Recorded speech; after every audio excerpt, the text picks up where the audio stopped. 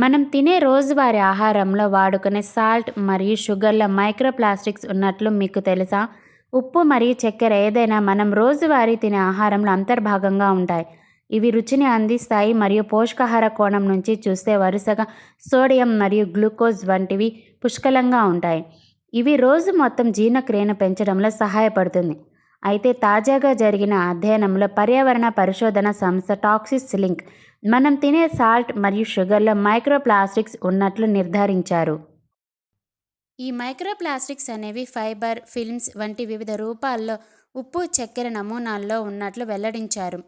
వీటి సైజు 0.1 మిల్లీమీటర్ల నుంచి 5 మిల్లీమీటర్ల వరకు ఉన్నట్లు నిర్ధారించారు. మన ఇండియాలో అందుబాటులో ఉండే 10 రకాలైన ఉప్పు, table salt, rock salt, sea salt and ముడి ఉప్పుతో సహా 5 రకాలైన చక్కెర ఉత్పత్తులను పరిశీలించగా ప్రతి ఉత్పత్తిలోనూ మైక్రోప్లాస్టిక్ ఉన్నట్లు తెలిపారు. మరియు అయోడైజ్ ఉప్పులో అత్యధికంగా మైక్రోప్లాస్టిక్స్ ఉన్నందున దీర్ఘకాలిక ఆరోగ్య ప్రభావాలపై తక్షణ పరిశోధన అవసరం ఉందని వెల్లడించింది.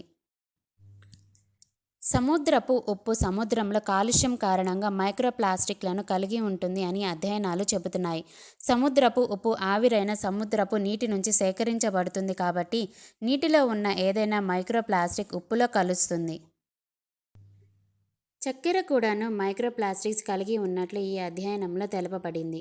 ఈ కాలుష్యం ఉత్పత్తి ప్రక్రియలో లేదా ఉపయోగించిన ప్యాకింగ్ పదార్థాల నుంచి సంభవించవచ్చు.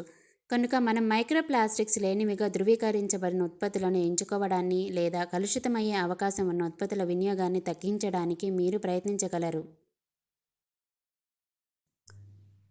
ఈ వీడియో కనుక మీకు నచ్చినట్లయితే లైక్ చేయండి, షేర్ చేయండి. మరిన్ని వీడియోస్ కోసం మా ఈ ఛానల్ని సబ్స్క్రైబ్ చేసుకోండి.